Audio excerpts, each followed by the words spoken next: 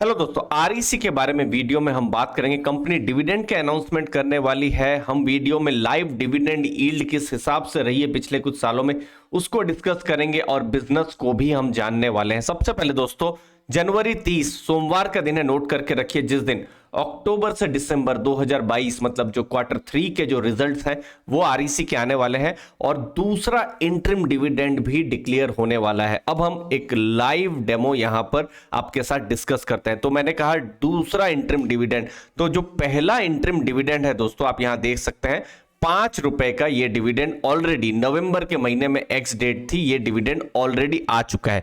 उससे पहले ये बोनस आया हुआ है, तो उसके कारण से बोनस एडजस्टमेंट हम आपके सामने लाइव करने वाले हैं। तो एक नई लर्निंग आपके लिए होने वाली है।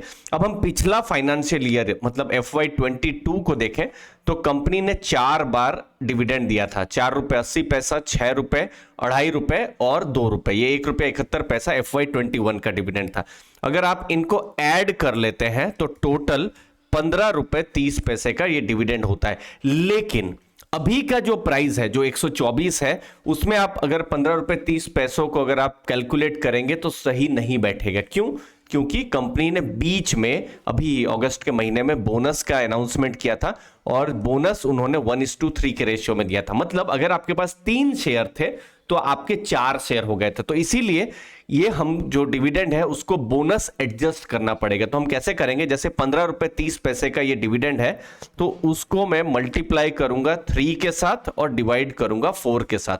तो नेट नेट ये जो डिविडेंड आता है 11 रुपए 48 पैसे का डिविडेंड आता है। और अभी जो शेयर प्राइस जो चल रहा है 124 रुपए का हो रहा है। दोस्तों कहीं भी कंफ्यूजन होगा कमेंट सेक्शन में पूछिएगा, ये मैं बोनस एडजस्ट कर रहा हूं, ठीक है? नहीं तो ऐसी न्यूज आ जाएगी सब जगह कि बहुत ज्यादा 11-12% का डिविडेंड है, जबकि ऐसा नहीं है, ठीक है? तो 11 रुपए 48 पैसा उसको मैं डिवाइड आपके सामने ही कर रहा हूं। अभी जो शेयर प्राइस है 124, तो ये जो डिविडेंड यील्ड जो बन रही है ये 9.25% की डिविडेंड यील्ड बन रही है दोस्तों। तो इसको हमको ध्यान में रखना है। अब उससे पहले जो FY21 का अगर आप डिविडेंड देखेंगे तो अगेन आरईसी की तरफ से जो डिविडेंड आया था ये 6 रुपए 5 रुपए 11 रुपए का और 1 रुपया 71 पैसा, मतलब 12 रुपए 71 पैसे का डिविडेंड आया हुआ था। तो अगेन सेम मैं बोनस एडजस्ट करूंगा, डिवाइड इंटू 3 डिवाइड बाई 4 करके यहां मैं बोनस एडजस्ट करूंगा।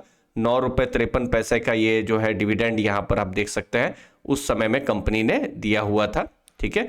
तो इसको भी हम लोग यहां पर कैलकुलेट कर देते हैं। तो पिछला जो मतलब 2021 का फाइनेंशियल ईयर और अभी अगर आप देखेंगे तो ये इसकी जो यील्ड जो बन रही है ये 7.7% की बन रही है, ठीक है? अभी ऑलरेडी 5 रुपए का डिविडेंड आ गया है, फिर अभी डिविडेंड पूरे साल कैसे आएगा तो हमको जो है आइडिया लगता रहेगा। अगेन यहां पर इंपॉर्टेंट चीज है कि किस हिसाब से मैंने बोनस एडजस्ट यहां पर किया हुआ है। लेकिन अगर 124 तो अभी का शेयर प्राइस में ले रहा हूं, हो सकता है आपकी बाइंग प्राइस 110 रुपए की हो और आपने थोड़ा लॉन्ग टर्म के लिए होल्ड किया हो तो आपका डिविडेंड यील्ड 10.4 या 8.7 भी हो सकता है।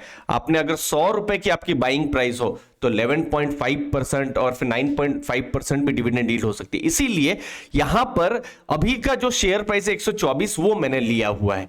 बाइंग प्राइस आपकी क्या है वो सिर्फ आपको ही पता है। मैं कोई भी यहां पर रैंडम बाइंग प्राइस लूं, यहां पर डिविडेंड यील्ड उस हिसाब से चेंज होती रहेगी। मुझे उम्मीद है आपको यहां पर वैल्यू मिल रही होगी यहां पर जब मैं लाइव यहां एनालिसिस कर रहा हूं। तो अब हम बात करेंगे आरईसी के बिजनेस के बारे में। देखिए पावर सेक्टर, इलेक्ट्रिसिटी सेक्टर में आरईसी लोन देती है। देखिए बैंक्स ने बहुत हाथ जलाए हुए हैं, तो बैंक्स के द्वारा बड़ी लोन जो है पावर सेक्टर में जा नहीं रही, तो आरईसी और पावर फाइनेंस ये दोनों अभी लोन दे रहे हैं। अगेन आरईसी को 52% पावर फाइनेंस ओन करता है और अभी आप देखेंगे लगभग 4 लाख करोड़ से थोड़ा कम की जो लोन है वो आरईसी जो है उन्होंने अलग अलग स्टेट में, अलग अलग स्टेट गवर्नमेंट को, स्टेट गवर्नमेंट के जो डिस्कॉम्स हैं उनको, प्राइवेट सेक्टर को लोन दी हुई है। तो ये मॉडल थोड़ा सा रिस्की क्यों हो जाता है? क्योंकि पावर सेक्टर में जो लोन है वो 2 लाख 10 लाख रुपए की नहीं होती। हमारी जैसे कार लोन या हाउसिंग लोन भी कितना 50 लाख 60 लाख 1 करोड़ की 2 करोड़ की लोन जाएगी। लेकिन यहां पर आप लोन्स देखिए 37,000 करोड़, लगभग 19,000 करोड़ से ज्यादा, 16,000 करोड़। आप देख रहे हैं कितनी बड़ी बड़ी लोन। और इसमें से कोई, देखिए सब मजबूत है नो डाउट, लेकिन कोई इसमें से तकलीफ कर देता है अगर फॉर एग्जांपल लोन देने में, तो सोचिए कैसी हालत हो जाएगी, पूरी की पूरी जो उनकी बैलेंस शीट है वो बिगड़ सकती है। और यही चीज थोड़ा सा इन्वेस्टर्स को थोड़ा सा रिस्क में लगता है कि कल कोई बड़ा अगर एनपीए हो जाता है तो आरईसी का जो बिजनेस है, परफॉर्मेंस है, वो इंपैक्ट कर सकता है। तो आप टॉप 10 बोरोवर्स देख सकते हैं, 42% लोन, देखिए 1.63 लाख करोड़ की लोन है टोटल 3.94 लाख करोड़ में से। तो ये टॉप 10 बोरोवर्स के पास में, और फिर बहुत सारे बोरोवर्स हैं, कुछ कमजोर भी हैं, कुछ मजबूत भी हैं। लेकिन पिछले कुछ सालों में आरईसी में एक स्ट्रेंथ आ रही है। देखिए डिविडेंड तो दे ही रही है, लेकिन उनके जो एनपीएस हैं, या मैं ऐसा कहूं जो नेट जो क्रेडिट इंपेयर्ड एसेट्स हैं, वो कम हो रहे हैं, और ये जितना कम हो उतना अच्छा। दूसरा है प्रोविजन कवरेज रेशियो बढ़ रहा है, और ये जितना बढ़ता रहे ये अच्छा। अब देखिए जब रिजल्ट्स आएंगे तो हमको और ज्यादा पता चलेगा कि ये कैसा कम हुआ है या ज्यादा हुआ है। ये जनरली प्रोविजन कवरेज रेशियो की भविष्य में अगर कोई लोन खराब होती है तो बैंक या जो फाइनेंशियल इंस्टीट्यूशन है उन्होंने कितनी प्रोविजनिंग करके रखी हुई है, तो ये जितना ज्यादा हो उतना अच्छा होता है। तो ये फिलहाल नहीं, पिछले कुछ सालों से नीचे जा रहा है, जो कि एक पॉजिटिव ट्रेंड देख सकते हैं। बाकी स्टैंडअलोन कैसे Q2 में आप देखेंगे रिजल्ट आए हैं, 2700 करोड़ का उन्होंने प्रॉफिट किया हुआ है, जो कि पिछली बार FY 22-23 दोनों बराबर है।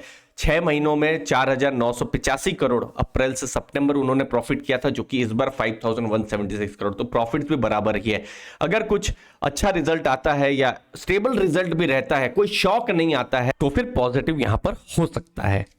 लास्ट में दोस्तों स्टॉक मार्केट में 3 चैलेंजेस है। सही स्टॉक का चुनाव, सही सेक्टर का चुनाव। अगर गलत सेक्टर का चुनाव किया और सही स्टॉक अगर आपने चुन लिया है तो भी वेल्थ नहीं बनेगी।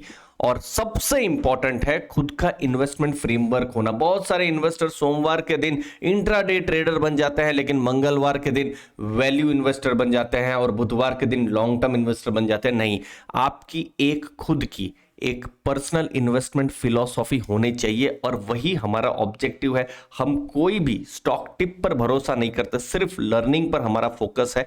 और यहां पर आप एक्सप्लोर कर सकते हैं ultimate combo course stock selection और सेक्टर एनालिसिस पर, जहां पर 21 वीडियोस है, बहुत सारे स्टडी मटेरियल्स है, इनफैक्ट 3 फ्री कंटेंट भी है जो आपको हेल्प करेगा किस तरीके से आप अपना खुद का इन्वेस्टमेंट फ्रेमवर्क बनाएं। लिमिटेड पीरियड तक इस कोर्स में एक सेल भी चल रही है, जहां पर यह कोर्स 1299 रुपीज में आप अवेल कर सकते हैं। कूपन कोड है वेबिनार करके, और साथ साथ आपको बोनस में लाइव लर्निंग सेशन भी मिलेंगे जो ऐप के स्टूडेंट्स के साथ मैं लेता हूं, और बहुत सारे फ्री लर्निंग मटेरियल जो बेस्ट जगह से मैं क्यूरेट करके लाता हूं आपके साथ मैं शेयर करूंगा ऐप में। तो लॉन्ग टर्म ऑब्जेक्टिव एक ही रहेगा कि किस हिसाब से फाइनेंशियल फ्रीडम 45 साल की उम्र से पहले पाया जाए, और यहां पर यह आपके लिए कुछ स्टेपिंग स्टोन्स हो सकते हैं। एक्सप्लोर जरूर करिएगा, मैंने लिंक डिस्क्रिप्शन बॉक्स में दी हुई है। धन्यवाद आपके टाइम के लिए। थैंक यू दोस्तों।